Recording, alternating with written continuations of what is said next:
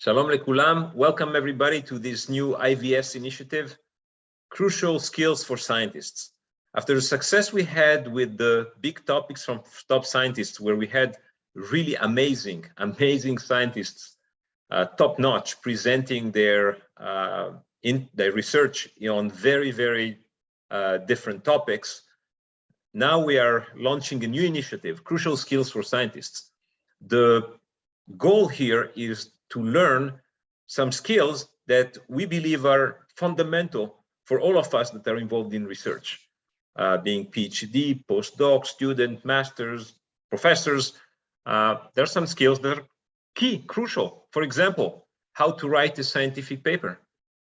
This is a absolutely vital skill if you want to succeed in the academic research world. And here we have a top teacher for this, Professor Ray Boxman. I know him personally. We worked very closely on the last IVS conference.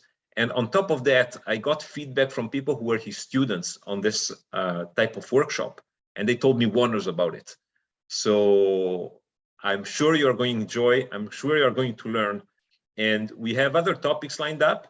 And we would like to hear from you if you have specific topics that you think should be added to this new series.